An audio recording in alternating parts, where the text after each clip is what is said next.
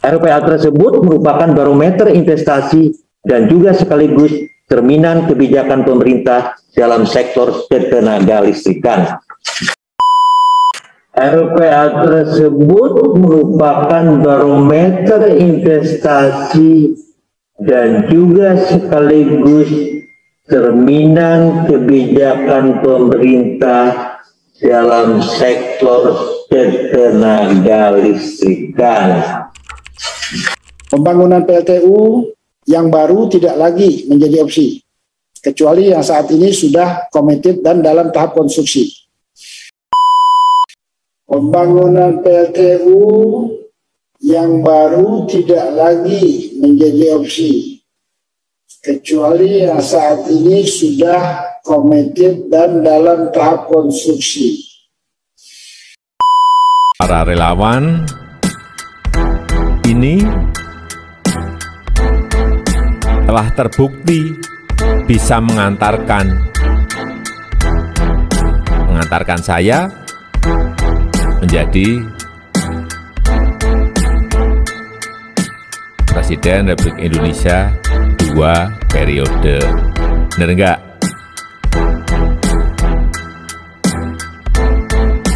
Dan sekarang saja sudah ada relawan Jokowi yang ditarik-tarik untuk mendukung A.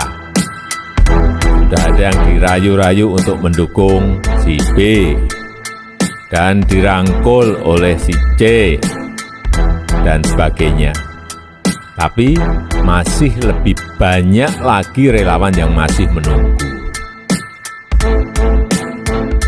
Oleh sebab itu, saya menyarankan kepada para relawan untuk mengamati dulu. Jangan tergesa-gesa, ojo kesusu. Mari kita pelajari bersama-sama konstelasi politik. Nanti pada saatnya saya akan berbicara. Saya akan menyampaikan kemana kapal besar relawan Jokowi ini akan kemudinya kita arahkan. Dan untuk saat ini saya mengajak sekali lagi para relawan semuanya untuk fokus membantu pemerintah dalam mengatasi pandemi COVID yang disertai dengan krisis kesehatan dan juga krisis ekonomi. Kesehatan dan keselamatan rakyat harus yang paling diutamakan. Dan Indonesia harus tangguh menghadapi pandemi.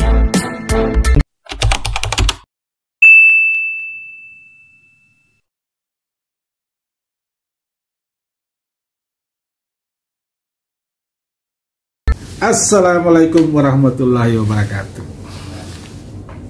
Jumpa lagi bersama saya Ridwan Hanafi di channelnya Anak Muda.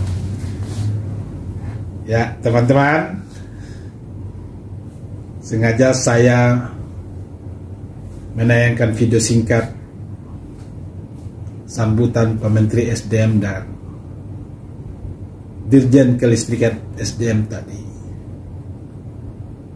Tentu tujuannya adalah mengingatkan kembali konten-konten saya yang sebelumnya, arahan Pak Presiden. Di sini saya sampaikan bahwa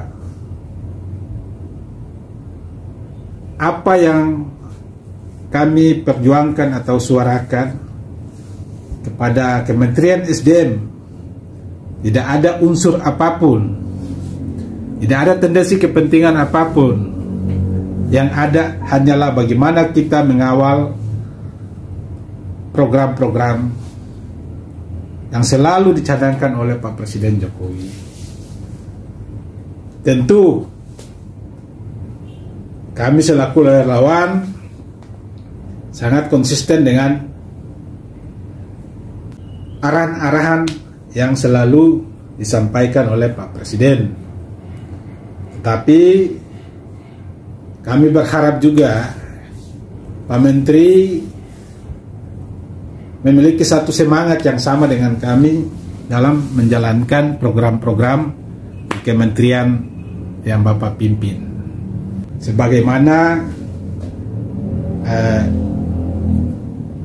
video singkat yang saya tampilkan sambutan atau arahan Pak Jokowi tadi, itu sengaja saya buat sehingga teman-teman bisa memiliki satu pandangan bahwa Laskar Raja Jokowi atau Lerawan secara keseluruhan mengawal Pak Jokowi, mengarahkan para relawan-relawannya untuk selalu mengawal dan mendukung program-program pemerintahan Pak Jokowi. Itulah yang menjadi komitmen kami untuk melaksanakannya. Sehingga di sini tidak ada tendensi apapun, tidak ada kepentingan apapun bagi kami selaku relawan untuk membuat ketidaknyamanan Pak Menteri. Kami hanya menyampaikan dan mengingatkan Pak Menteri bahwa di kelembagaan kementerian yang beliau pimpin itu masih banyak pelaksanaan kebijakan yang tidak sesuai dengan arah Kementerian SDM itu sendiri. Catatan kami kepada Pak Menteri adalah di sini adalah bahwa tugas dan tanggung jawab beliau Pak Arifin Tasrif itu adalah tugas dan tanggung jawab yang cukup besar, karena ini menyangkut dengan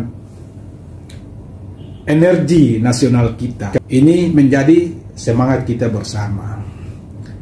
Tetapi lagi-lagi Pak Menteri harus melihat persoalan ini secara utuh, bahwa antara kebijakan beliau dengan pelaksanaan di jajaran strukturalnya itu tidak sejalan. Ada persoalan yang kemudian membuat kami bertanya-tanya. Apa yang Pak Menteri sampaikan dalam cuplikan video tadi soal committed atau dan sudah konstruksi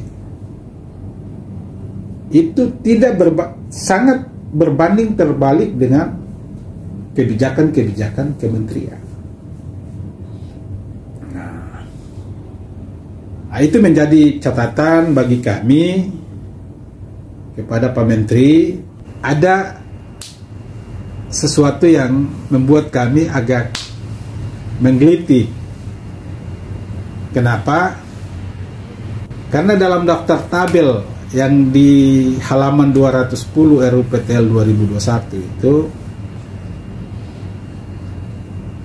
di antara daftar-daftar yang ada,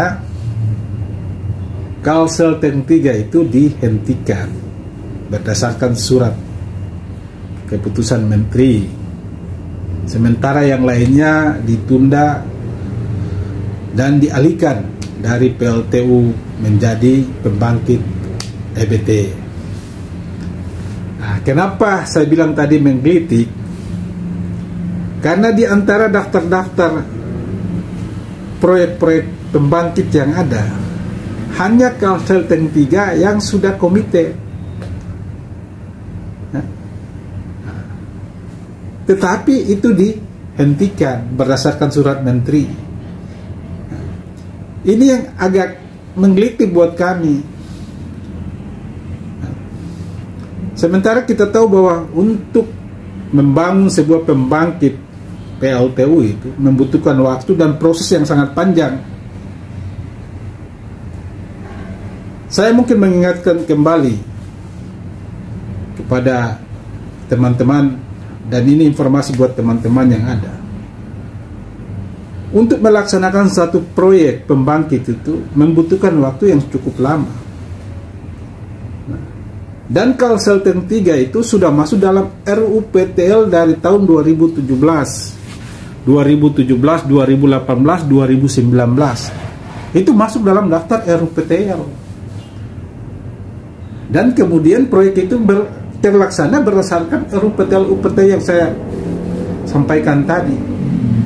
Kemudian sudah masuk dalam tahapan komited, dihentikan begitu saja dalam RUPTL 2021. Menurut kami itu satu kebijakan yang keliru. Kenapa saya bilang keliru? Karena investasi itu menggotolkan dana yang cukup besar. Sangat menggotolkan dana yang cukup besar. Dan di situ ada peran pemerintah, dalam hal ini PT PLN. Di mana perlu saya sampaikan kepada teman-teman semua bahwa Kalsel-Ten 3 itu adalah proyeknya PLN melalui anak perusahaannya, yaitu namanya Pembangkit Jawa Bali.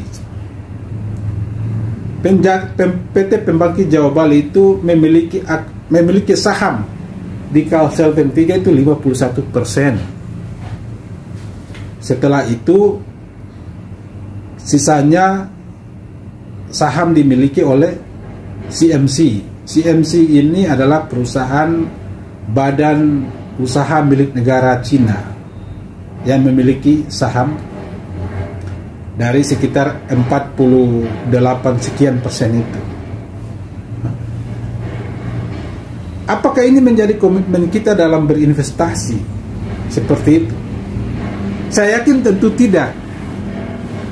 Karena yang namanya penanaman modal investasi, tentu para investor itu membutuhkan suatu kepastian hukum.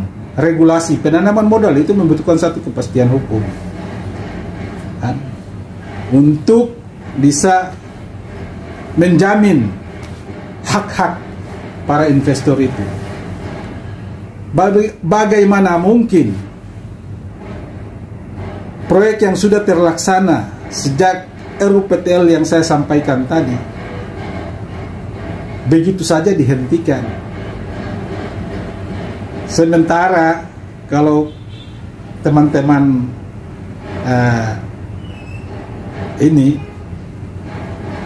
begitu luar biasanya Pak Menteri menyampaikan dalam sambutan yang saya uraikan secara singkat dalam video cuplikan tadi. Tetapi publik, masyarakat perlu tahu sejauh mana langkah-langkah kebijakan kementerian itu dapat dilaksanakan. Jadi sebuah peraturan itu bukan hanya sekedar peraturan, tapi peraturan itu perlu dilaksanakan, diawasi, sehingga dia berjalan sesuai dengan arah kebijakan kementerian itu sendiri. Hanya sebatas aturan, tapi kalau tidak diawasi dan tidak dilaksanakan, ya nggak ada artinya juga. Itu saja video kali ini. Semoga teman-teman dapat informasi yang lebih utuh.